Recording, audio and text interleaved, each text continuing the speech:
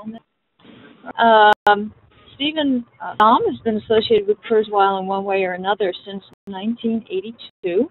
Some of his duties have included being responsible for the development of the Optical Character Recognition, OCR, and his position here at Kurzweil Educational Systems is President of Engineering, and his primary responsibility is for the development of Kurzweil 1000. Now, Stephen, you can get started. Thank you. Okay. So what I'm here to talk about is what's new in Kurzweil 1000.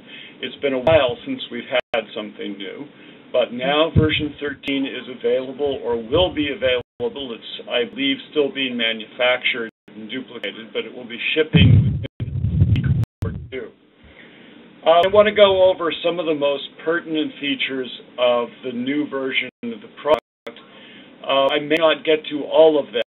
My notes are, as usual, somewhat scattered, and hopefully I will cover some of what might be of interest to you. I might add that I will stop after each major section and ask for questions, but you can feel free if I'm unclear or if there's something you want to know more about, just interrupt me and feel free to ask. There's always a possibility that you'll be on mute, but there will be someone paying attention to that.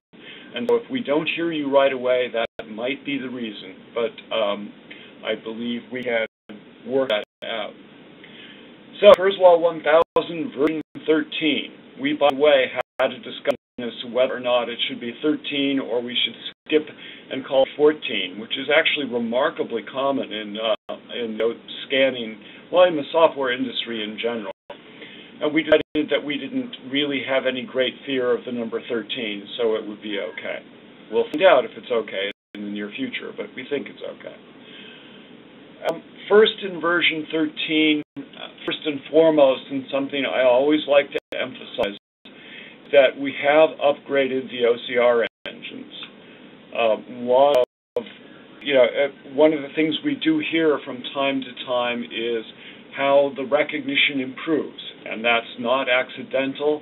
It is in general because of the really, really fine work of the people who do the OCR, and we attempt to get the new versions in as soon as we can and as soon as they're made available. So, Kurzweil 1000, as of version 13, is supporting ABBY Fine Reader version 10, which is the latest version that is available to people like us who use their technology. And what we call ScanSoft, but the company name is Nuance, and the product is typically called OmniPage. We have their version 18. So version 18 again is the most recent version that is available to an OEM, i.e. it's available to people like us to purchase and resell from the people who make the OCR technology. They do have, in fact, a slightly newer version which is on the market, but that is their way of protecting their own retail product.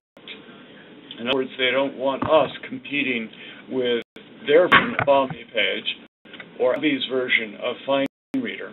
And their way of doing that is to keep just a little bit ahead of us in that regard. So again, we have Fine Reader 10 and ScanSoft 18 in this particular version. As a consequence, the list of possible languages is a little bit longer. There's a few more recognition languages. And lists of output formats available in one of the utilities, KOCR Util, which probably I won't talk about a lot, but which is shipped with this product. It is a very powerful feature that I strongly recommend people becoming familiar with. It will have a few more output format choices than it did before. There's also one other kind of important and subtle difference. If you're using Fine Reader and you scan a number of pages, and then you start looking at those pages, well, you might think that one of the things besides reading that you might be interested in doing is creating bookmarks. And particularly, it is a book that you expect to read again or distribute or, send to other people. bookmarks is a powerful feature and a very useful kind of thing.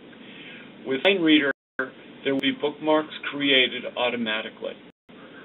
Now, that's good news in many respects because it can take a lot of time to set up bookmarks, for example, that match chapters and subchapters and various other headings.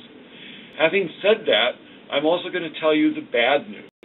Bad news is, needless to say, automatic bookmarks will not be exactly what you would have selected as bookmarks, and you may, as a consequence, find yourself doing more editing of bookmarks than you've done in the past. Luckily, the editing of bookmarks is relatively easy. You would use the bookmark dialog, and I don't have an open document at the moment, so I really can't show it to you. It has actually not changed in this release, and works fine, and it's reasonably easy and fast to eliminate bookmarks that you don't want, to change bookmarks a bit, and to add new ones. That's one of the new things that's a new feature of the OCR.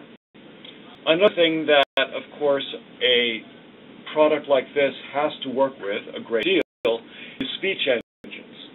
And nothing much has changed in the speech engines. It still gets shipped with the same eloquence engines. It still gets shipped with the same engines from Kurzweil, also known as NeoSpeech. However, having said that, I'm going to very quickly show you that there's a little bit of a difference. Settings, voices. Review or change reading voice settings. Let me turn up the volume. Voice settings for English. Review or change reading voice settings. Message voice. The selected speech engine is Microsoft. The selected voice is Zero Pro. Okay, I've got Zero Pro selected as the voice, and that is rather new, or at least it's new to us. This is one of a collection of speech engines that is available from Microsoft, and which we provide on the DVD that we ship. Something else I should make sure people are aware of, it is a DVD now, not a CD. That's because it can be difficult to keep track of several CDs, and it was easier to provide just one DVD instead of several CDs. As a consequence, in addition to just doing the install, which is almost exactly like it was in the past, you might want to explore the DVD and see what else is on it. One of the things you would find on it is something called Microsoft Speech. Inside that is another setup program. If you're running an operating system that supports it, and this is too new to support XP, but it does support Vista or Windows 7, you can run that setup program and choose to install some engines from Microsoft. Frankly, the only voice that I happen to have here is Zero Pro, and let's hear what the test message sounds like. Test. Runs, countrymen, lend me your ears. Come to bury Caesar, not to praise him. The evil that men do lives after them, that is often heard with their bones, so it be with Caesar. The noble Brutus hath told you Caesar was ambitious. If it so, it was a grievous fault, and griefully hath Caesar answered it. Now, from my perspective, my ear, I find Zero Pro somewhat nicer than listening to eloquence. And on the other hand, if you're really accustomed to eloquence, it's still there, and you're going to prefer it, probably. Having said that, there's one other thing I like about the Zero Pro voice, which I'll demonstrate. The speed is 170. By changing the speed. I'm going to up the speed. 220, 270, 320. All right, that's not bad. So let's listen to that test message again. Friends, Romans, countrymen, lend me your ears. I praise Caesar, not to praise him. The evil that men do lives after them, is often interred with their bones, so let it be with Caesar. Brutus hath told you Caesar was ambitious. If it so, it was a grievous fault, and grievously hath Caesar answered it. As usual, a voice at a higher rate of speed takes a while to learn to listen to. And I find Zero Pro to be really quite understandable. It's a nice voice. However, it's not just Zero Pro. That's not the only reason we included these engines. And by the way, I should add that they are sappy, but they're a funny flavor of sappy. There are sappy server voices. We had to change code in order to provide support for them. It is my understanding that JAWS has not done that. So having these voices does not mean you'll be able to use them in JAWS. Although you would be able to use them in at least one other screen reader, the free one, whose name escapes me at the moment, but which I'm sure you guys know about. This is not a widely supported set of voices yet, but we have added support for them. One reason is because in addition to Zero Pro, in terms of the English voices, there is a couple regional voices that are actually kind of interesting. There's an Australian English voice, a Canadian English voice, a British English voice, and an Indian English voice. There are 2 American English voices as well. In addition to those, there are voices for German, Spanish, Finnish, French, Italian, Norwegian, Dutch, Polish, Portuguese, and Russian. None of these voices are installed automatically. This is why you would have to look on the DVD and other places, and you will find the classical lit CD. You may find other things, but you will certainly find the Microsoft Speech, and you might find it kind of a useful thing to use. Are there any questions about that?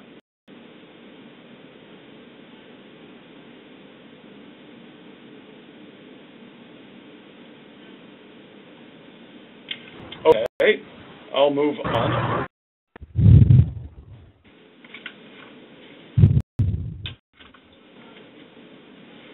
Let's talk at least briefly about EPUB. One of the things that's new in Kurzweil 1000 in this release is we have added the ability to read EPUB documents and the ability to write EPUB documents. The reason for adding the ability to read them is fairly obvious. EPUB is becoming a more and more common format. You'll find a number of repositories or a number of websites where EPUB documents are popular and available. A lot of them, I'm afraid, Kurzweil 1000 will still not be able to read, because for us, you'll have to read unprotected EPUB documents. We are committed towards getting to the point where we could read a protected EPUB document, but to do so, we would need you to supply a password, and we would need to come to some sort of agreement with the organization that has created the EPUB and distributed the EPUB in order to allow us access with that password to that document. You think that might be easy, but in fact, they have reasons to want to protect their content as much as possible. And consequently, there's all sorts of legal restrictions in the way that make this rather difficult. It is something we have not done now. We are pursuing it to the extent that we can. However, there are a lot of unprotected EPUB documents around as well. And opening and reading an EPUB document is very much like opening and reading a DAISY-3 document. You'll find basically the extension is EPUB. You can find the documents all over the place. You would do file open the document. Like other non-KES documents, it takes a little bit longer to open them, but not too long. It usually happens within, 4 or 5 seconds, let's say. And no file open. New. Control+N. Select one. This document. EaseReader. EP. First 2. For love.epub. Joy Portrait of the Artist at Moby _ Moby Dick. This, of course, is a long document. I'm going to talk while it's opening. And the opening does take a while, and while it's happening, you really can't do much of anything. And again, so Moby Dick, so it can take a while. We're about halfway there. Still going. Page 138. and I only am escaped alone to tell thee. Job. The dress done. Why does anyone step forth? Because one did survive the wreck. It chanced that after the perceived disappearance. Okay, so that is Moby Dick, and as you might expect, you have bookmarks. Select a bookmark. Apology. Epilogue. Chapter CXXXV. Chapter CXXXIV. The second day. Page 327. Chapter CXX. The EPUB format does not really have a standard way of supporting notes, so that although you can take notes, I wouldn't recommend saving them and trying to save them in the EPUB itself. You'd have to save the document as a HESI document, and then you'd have no problem with the notes. For that matter, you could save it as DAISY or any of the other formats that we support. One other thing that might be of interest is file properties. I'll take a quick look at that. Control. File properties for Moby _ Dick _ or date and time. So Volume 300. Date and time. When description none. Now this book happened to not have a description. Often when you don't download an EPUB document, you would get a synopsis in the description, which actually can be pretty useful. File is not read only. Location C / U title Moby Dick or the White Whale. Title is a new file property, and it's here largely because we support EPUB, but you would set in DAISY documents too. Author Herr Melville. Words none. Status finished. Now, keywords. Let me mention quickly that a lot of repositories have search techniques in order to find particular documents, and keywords is actually fairly commonly filled out. Identifier scheme none. None of those are all that important, and then there's the usual statistics. Pages 350. Paragraphs 3,130. Words 213,554. No particularly big deal, but I wanted you to know that those were there. Many of those new entries in file properties are things that you can certainly read if you've downloaded EPUB or DAISY, but there are also things that you can modify. Modifying those for HESI, format, DAISY, or EPUB will in general work. That's fine.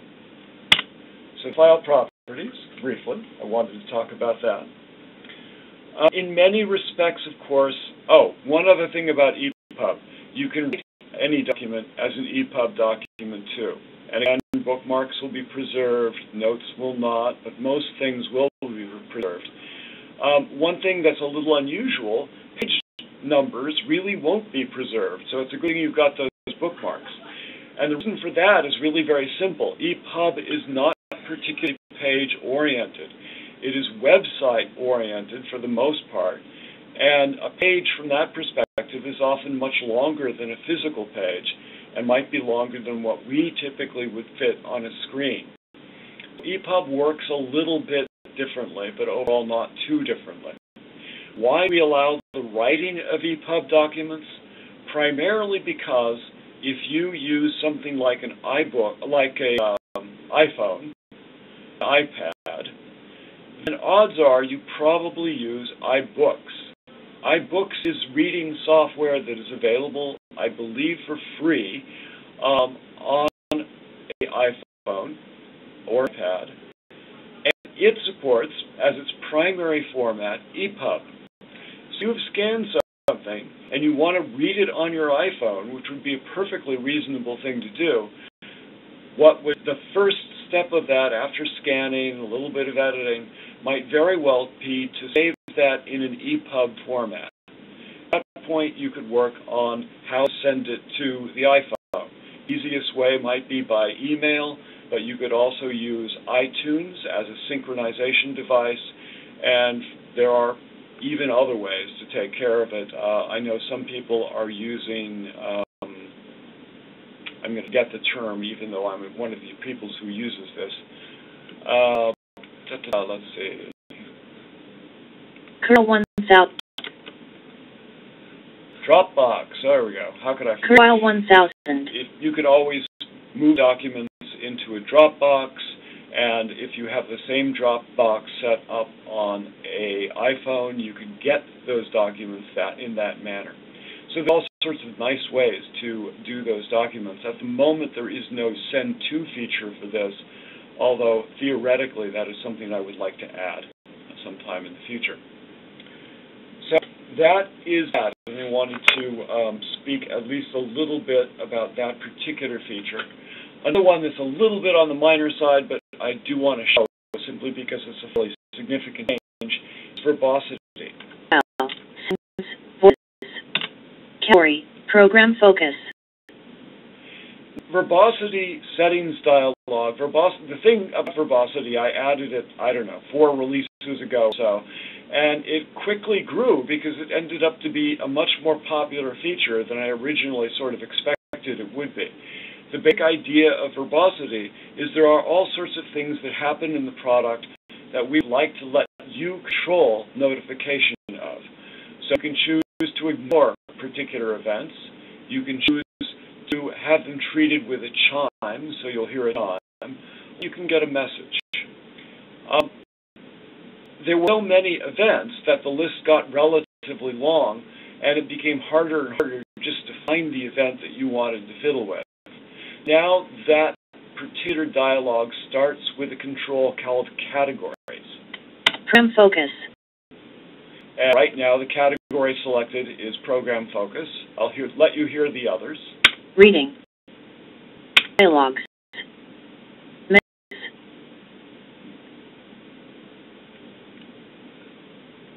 Menus. Thing and recognition. Focus. Back to program focus. If I tab... To modify the system response for starting Kurzweil 1000, press tab. For different event, press an arrow key. Okay, you're now in the event control, and that used to be the one that actually started this dialog. And it has in it only those events that are associated with the current category. And again, the category right now is program focus. There are, by the way, a few new verbosity events, but I'll let you discover those on your own. I just wanted to give you a sense as to what that dialogue was about. What I'm going to talk about now is camera support. In the previous release of this product, we added support for ABAC devices, including the iPal. That was done in cooperation with the fine people at ABAC, who are the people who basically pioneered the use of camera technology or document camera technology connected to a computer in this kind of environment, i.e. for a blindness product. They did a great job of it. They've been around for a number of years, and I have a lot of respect for that organization.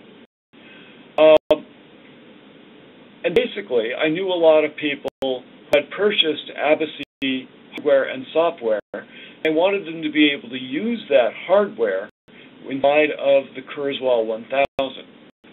It was something that ABAC was perfectly happy with. They thought that was a reasonable idea, and they supplied me with a component which gave me access to a still image from their particular device, as well as a mechanism to find out if ABAC is installed on their systems.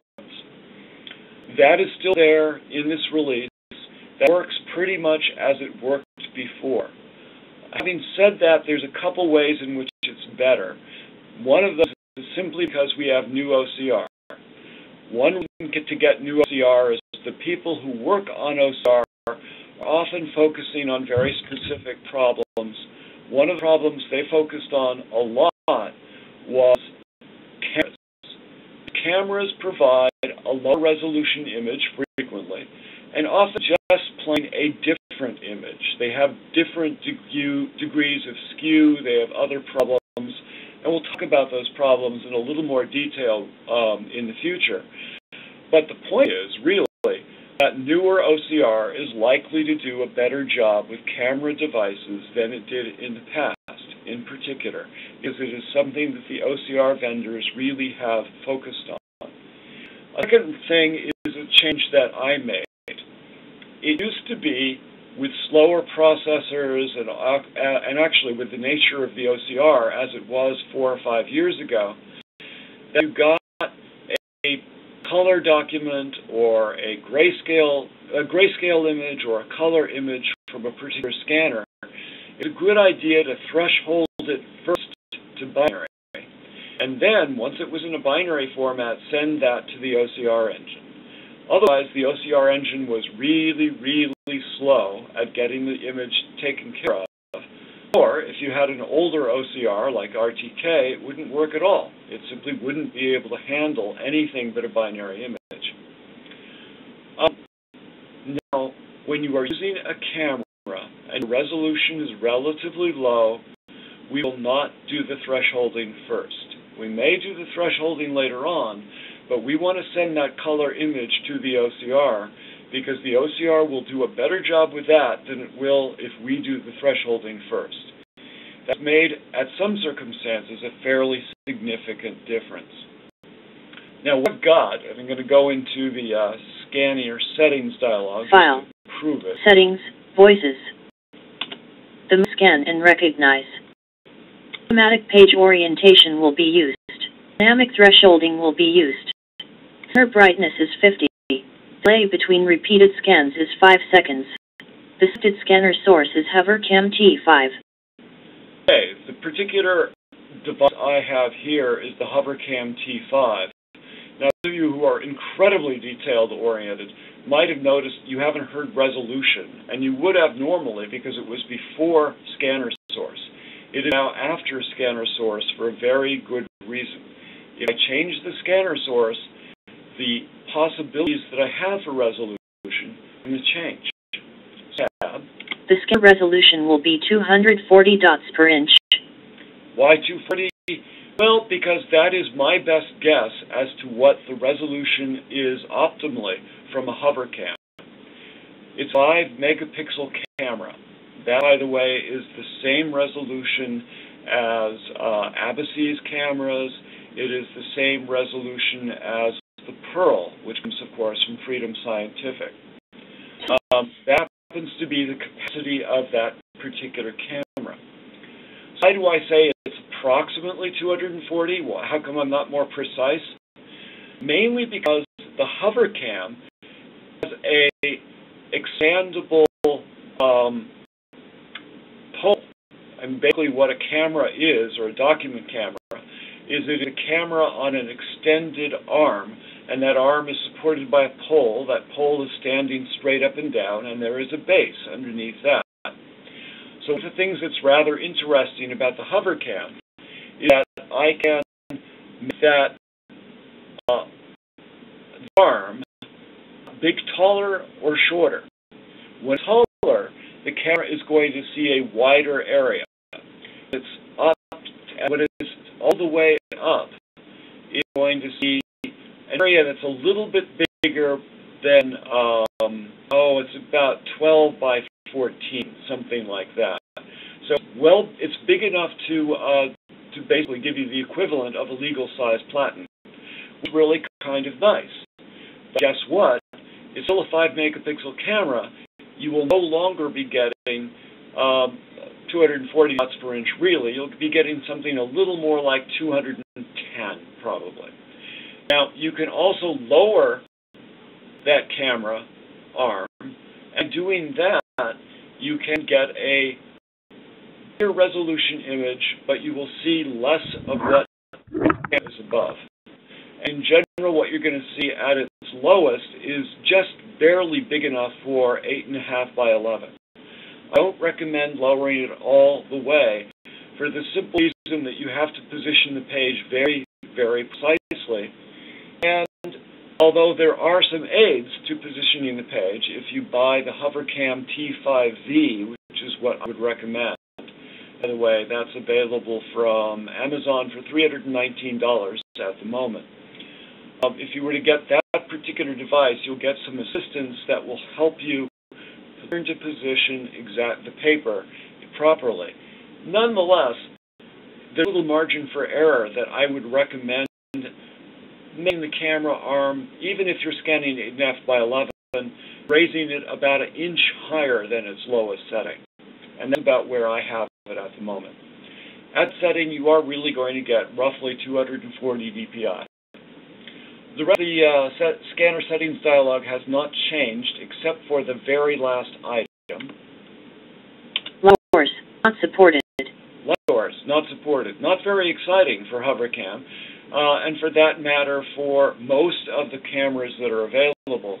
But in some circumstances, we'll find that a camera has a light source or doesn't have a light source. I'm going to pause for a moment and just ask a question. Is there anyone here who can see the screen?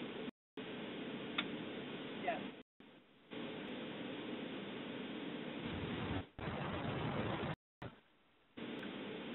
I did read that.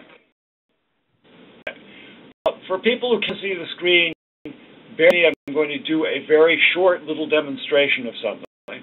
It is a new feature in this product. File.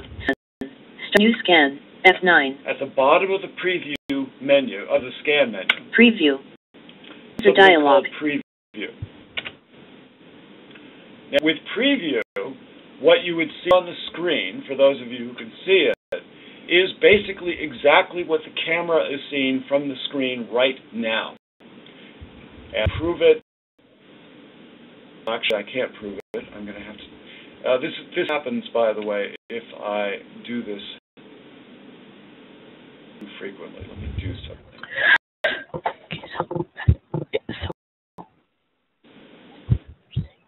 Scaled. Okay. File. Settings. 1 moment. The scan and recognize. Perfection 4490. HoverCam T5. Epson Perfection. HoverCam T5.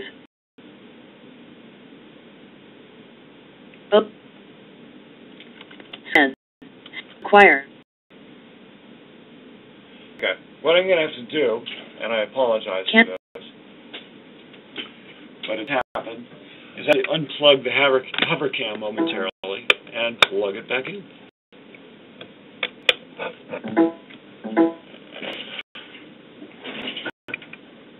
And then that, all sorts of things might go wrong, but File. Hope. Settings. Voice. Read. Start new scan. Acquire. Okay. That's kind of what I thought. Use a live demo if things crash. And that does happen every once in a while with this device. But to give you some advice, the camera can essentially shut down if it is idle for a really long period of time, and for some silly reason, I am for the most part unable to get it started again. So it helps in circumstance.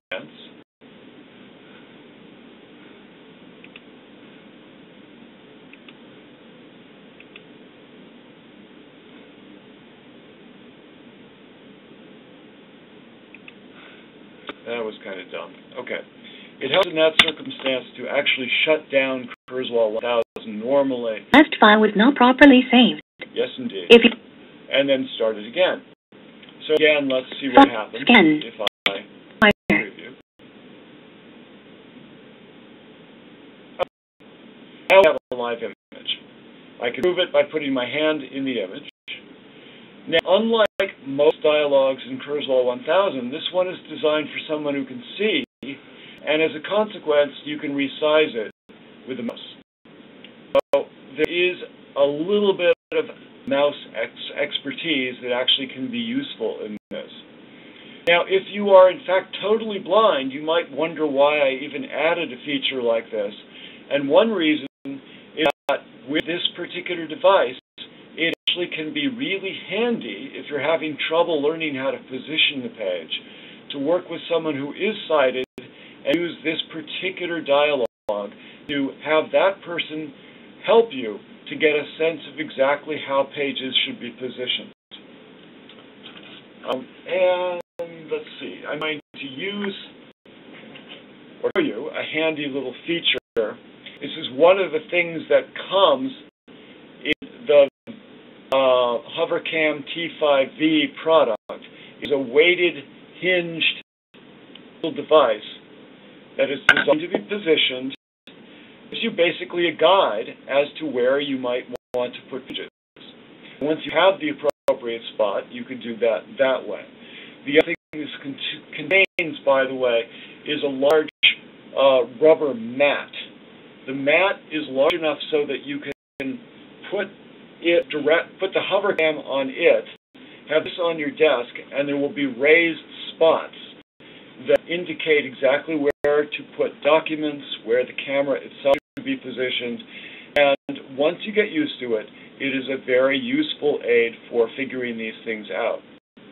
Now you might wonder why they did it this way, and the primary reason is because a very big selling feature of a camera is it's very portable. There are no moving parts, it's quite light, it folds up to be fairly small, it's reasonably sturdy, so you can take it with you. It gets all its power off a USB, so it is a fairly portable device. But in order for it to be portable and used by someone who's blind, you must make those other aids also portable, and they are in this particular context. And I'm back here showing you this particular image, but one reason I wanted to show it to you is I'm now going to turn the light off in this office. I'll be back in a moment.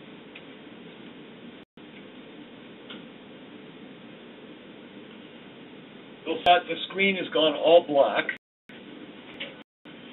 If we wait, maybe 10 seconds or so, basically the sensors inside of the hover cam will gradually adjust the brightness setting. As brightness is completely automatic, however, it took a while, 8 seconds. And to note, this is hardly the same image quality. It's okay, but it is not great. Now, at the very arm of the hover cam, there is a switch. It is tactile. You can feel it tactilely, so a blind individual can see it, or use it, or touch it, and know what to do with it after a little bit of training. I'm going to move to the right.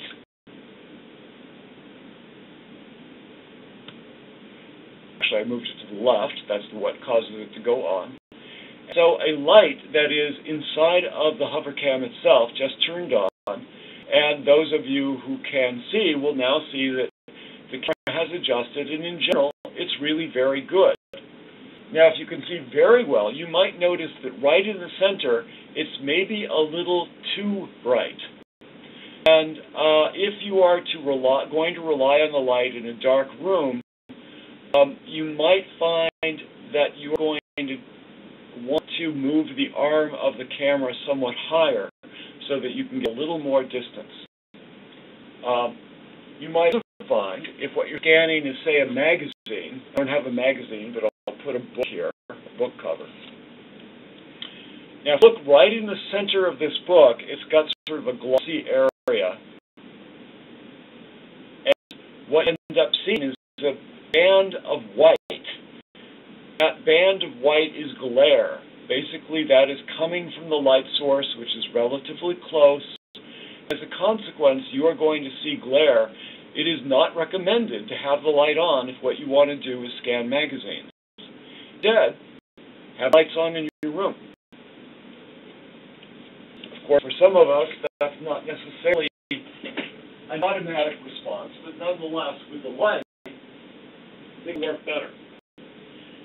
Now, that's one of the downsides of a camera, and that's true for any camera device, which it gives you a great deal of flexibility and freedom as to where to put the page, but of course, it's really easy to page in such a manner that you're going to miss some of the text. It is also really easy to be reliant or dependent on exactly what the light level is in the room you're in, and scanning is going to vary depending upon that.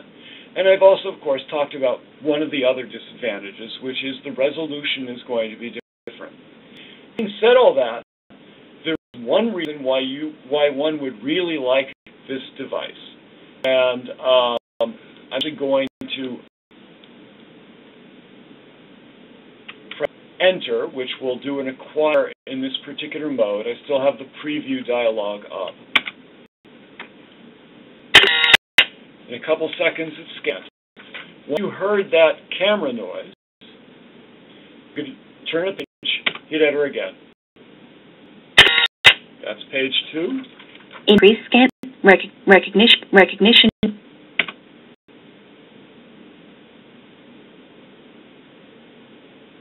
Page continued. Page 3. Support for Device Zoom X. CI PAL. Recognition. Page 4. Now, if I cancel the preview Recognition complete. which I can do with escape, one reason I might want to do Increase that recognition. is this is the standard way to use this, of course, if I'm blind, and I would simply Recognition complete. change the page. The top of the and page hit was at F9. the left. Recognition is half done. Recognition is 3/4 done. Okay, so basically, scanning a page takes maybe a second, maybe 2 recognition. seconds. So it's reasonably fast, although I have to tell you, there are Recognition complete. faster. But even better, in some respects, is the speed with which I physically took one page off a stack of pages, moved it out of the way, and hit a key F9 to scan the next page. If you do not have a document feeder, and let's face it, a lot of us do not, that is simply a lot faster than opening the lid of a scanner, picking up the paper or the book, turning the page, repositioning it on the scanner, lowering the lid, and then pressing the scan button. In general, you'll find you can scan things really quite quickly, and you get through a document really pretty fast in this manner. It's not bad. And if the recognition is good enough, which it quite often is a really very nice device. Page 2. To choose an audio device for a voice. Accessible from the voice settings dialog.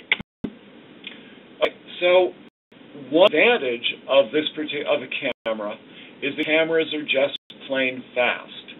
It is also easier to turn pages if you not have use of the document feeder. And they are extremely portable devices.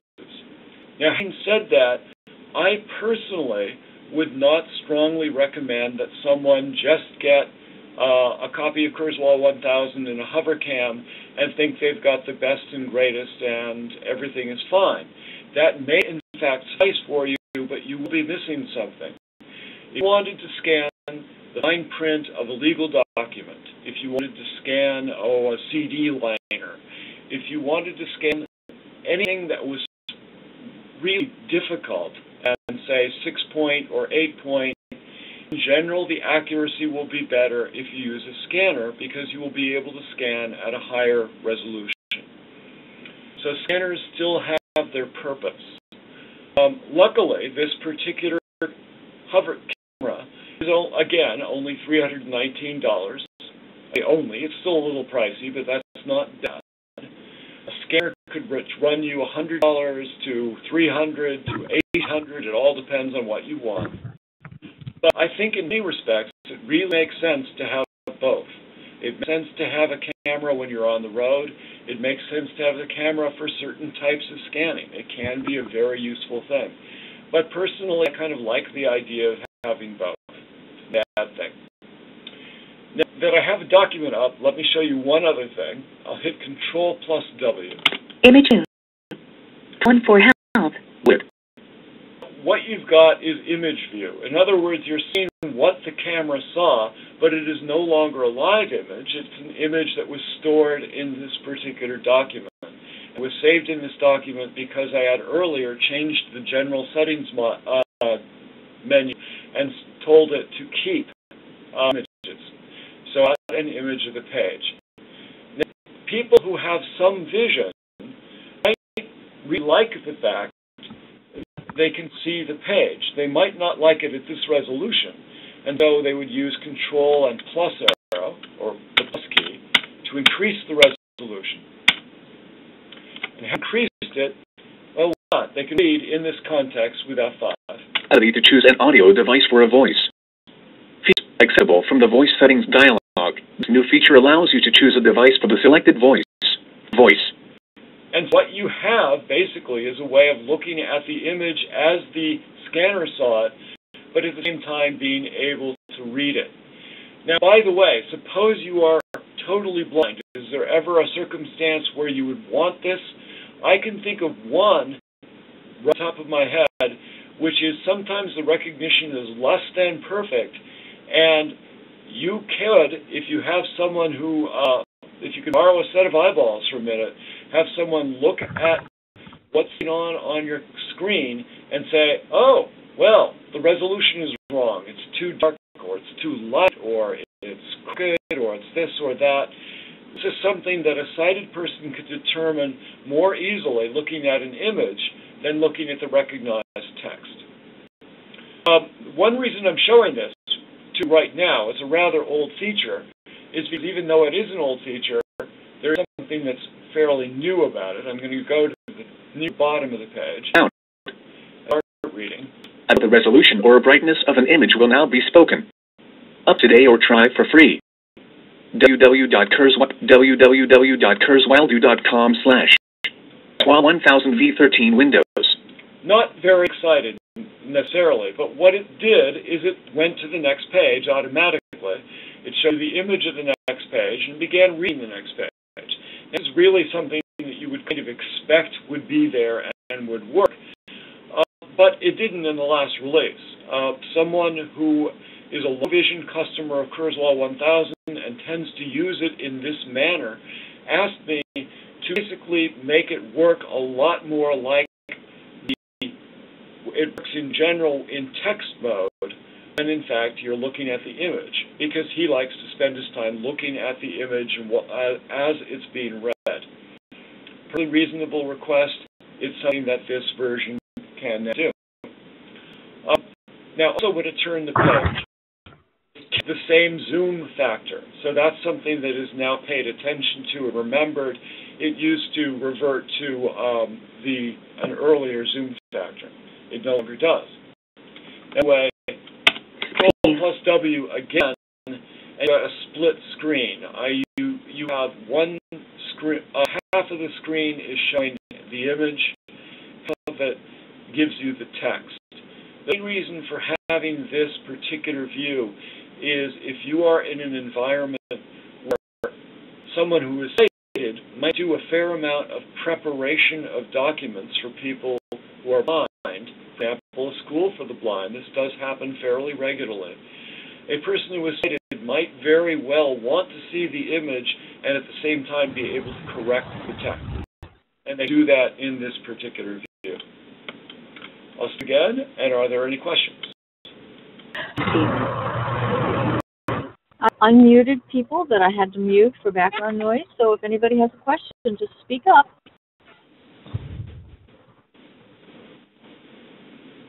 I have a question, but I don't know if this is the appropriate time to ask it or not. I guess you can let me know. This is Diane, by the way. I have sometimes had occasions I have wanted to scan and save photographs, not converting anything into text. And I'm kind of wondering what the best strategy is, like how to set things up so that I would be able to do that. And can I do it with a relatively high degree of independence, or would I need sighted assistance to do it most successfully? Good question. Now, it so happens that this page, of course, has images, right? I think. Press F1 for help. The resolution. Fine. So there are, in fact, two pictures on this particular page. There is one thing I can do. I'm going to go back to standard view. I'm going to, in the Tools dialog, Corrections. I'm going to pick the Explore Layout. Explore Layout. Open dialog. That contains 4 text regions and 2 pictures. If I hit Tab, I'll be in basically a rather complicated dialog that is actually a table. Photo 1 contains 1 line. Beneath Title 1. It begins with 24 Prime Parkway, Natick, Massachusetts. 1760800 547 647 www.kurzweil.com. It actually talks a lot. Now I'm going to hit down arrow a few times. One contains two. Text block 1 contains two. Caption 1 contains 2 lines.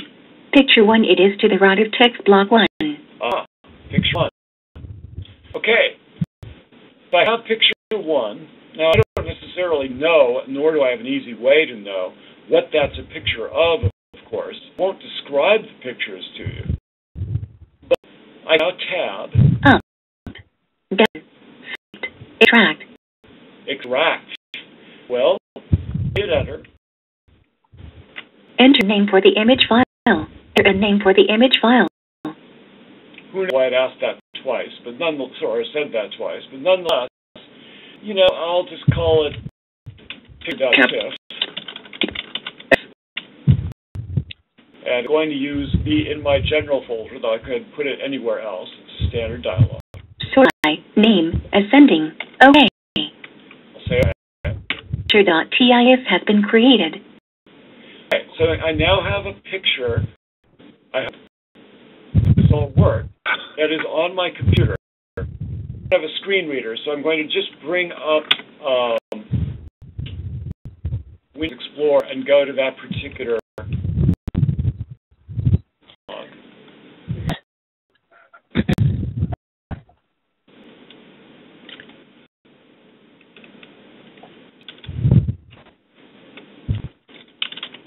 called it picture.tiff, and let's see what it looks like. Okay. Now, this, by the way, is actually a better looking picture than this. Let's make sure of that. The properties, let's see, height, resolution is 120 dpi. Okay, it is a full color image. This particular program doesn't TIFF very well. Having said that, you can see that in another view, the image basically looks fine. Now, the image is in fact larger than the image I might have wanted to send because it includes a little bit of that funny little scanning device that I had that had a hinge on it. But it certainly does include at least the picture. Someone else could then crop it if you build it. Kurzweil 1000. So that is at least one way in which you can get a picture when that picture is not a full page. Another way is to... Yes, go ahead. Now, I'm not sure that I anticipate getting a camera. I'm wondering about putting scanning the picture on my flatbed scanner. It didn't matter that that was a camera. Okay. Right now, it's just a document in Kurzweil 1000. Now, one thing to point out. Settings. Later defined page numbers will be used. In the general settings dialog, there is automatic images will be kept in the recognized file. That setting, keep images. Just showed you depended upon having that on. Okay, I needed that on in order to do what I just did. Okay. There's one other way, though, which I'll mention briefly. Settings, voices. Scan and recognize. The scanner settings dialog, there are modes. One of them is scan and recognize. Scanning only. The other one is just image scanning only. This gives me the ability to create TIFF files directly from the camera or from the scanner, and they're going to go generally in the images folder. I'm just going to have a number as a name. So there'll be 00001.tiff. So nonetheless, I can use this to get a full image, and I can get it in color or black and white at whatever resolution I might choose, depending upon the scanner that I'm using. So that's another way you can do that. So then, if you wanted to, I'm monopolizing this maybe, but if you wanted to, if you want to show the picture to a sighted person, how can I bring that up on the screen and not have it try to recognize it? Boy, you would probably have it try to recognize it. There's no other way to bring it up on the screen inside of Kurzweil 1000. However, you could use Windows Explorer, find the TIFF file, and use what programs are available, probably a paint program. There are a bunch of programs available that will show images. All right, that's what I wondered. Thanks. Okay, no problem. Any other questions?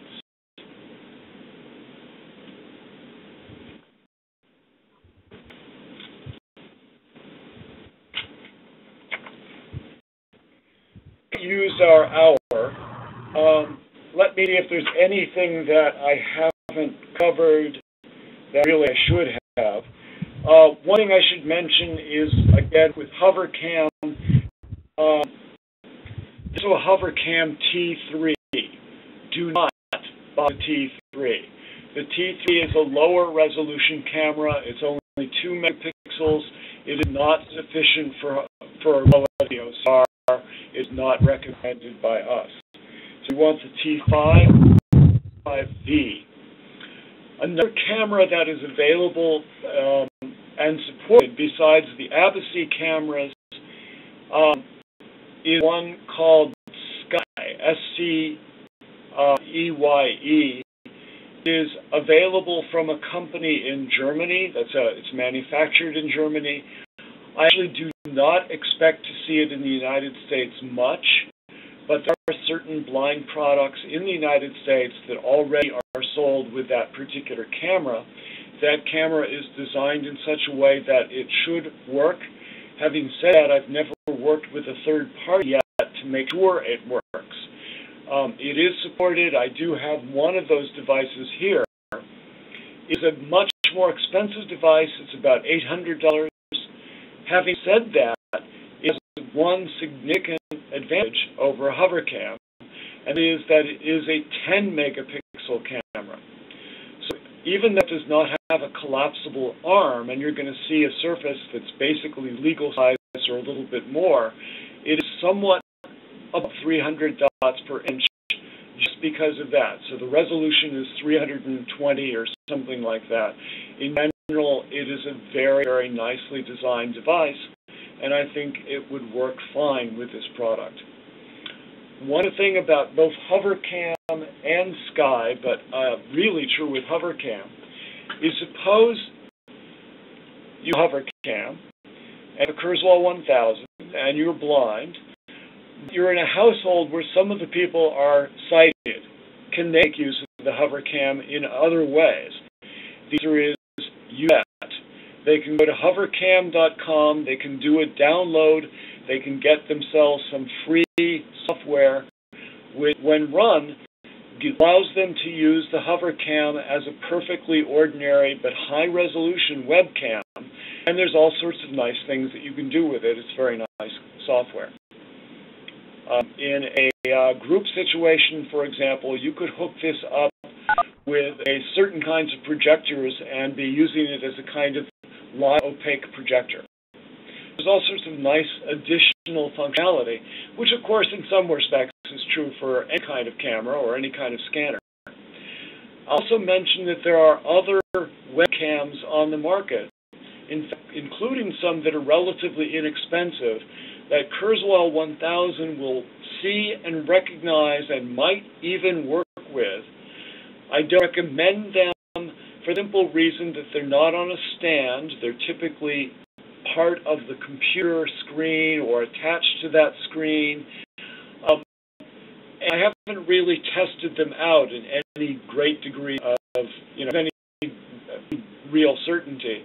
But I do know that there are some that will potentially work. And someone who has a lot of patience and a certain amount of adventurousness could experiment with those. Question? Okay. Can I ask you about, I don't want to get into a whole bunch of cameras, but can I ask you about Logitech? I actually have a Logitech.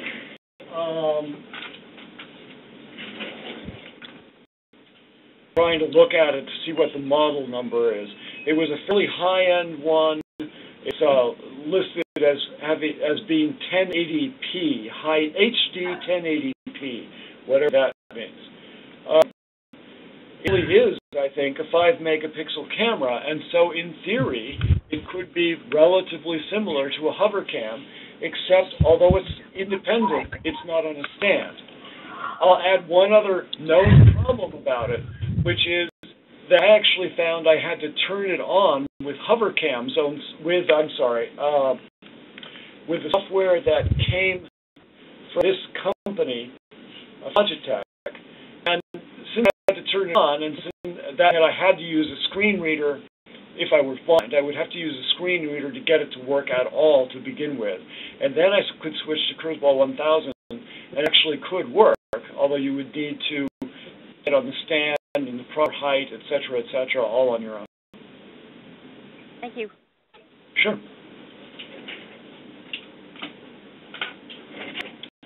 Are there any other questions?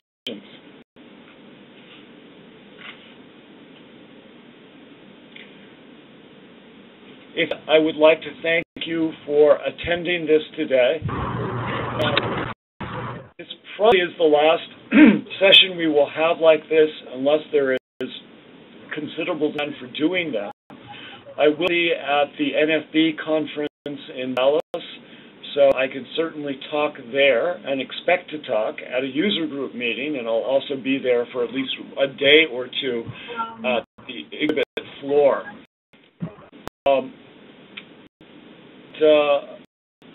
Matt, I'd like to thank you very much for being here. And if I could interrupt for a moment, this is Debbie. Of course. I just go over a couple of things for anybody who is interested. If you bought Kurzweil 1000 on or after June 15, 2011, you will get a grade automatically if you registered your product to Kurzweil 1000 version 13. If you bought Kurzweil 1000 version 12 before June 15, 2011, that upgrade will cost you $125, and that's available through our online store. The online store is at our website, which is, of course, www.kurzweil.edu. That's E as Edward, D as in David, U as in university.com. Store. Peter, H as in Harold, P as in Peter. And if you have any questions concerning the upgrade, you can contact our customer service department through email at customerservice@cambiumlearning.com. That's C-A-M as in Mary, B as in boy, I-U-M as in Mary, learning.com. Or call them at 800-476747. That's all I have to say, except thanks for joining us. Stephen, would you like to finish up? Yeah, first let me add one thing. It's not really a correction, it's just a slight explanation. And Debbie said if you have bought Kurzweil 1000 version 12, basically in this period over the last year, you would get a free upgrade. That is true, but it does not apply if what you bought was an upgrade. If you version 11 or 10 or 9 or whatever else, and you just upgraded to version 12 over the last year, I'm sorry, but nonetheless you would have to upgrade again. That's still there's no particular discount on that. And of course, the upgrade was just $125, so again, it would be another $125 to upgrade to version 13. The thing I wanted to say is simply that this is a fairly mature product, and yet we came up with a few good ideas for version 13.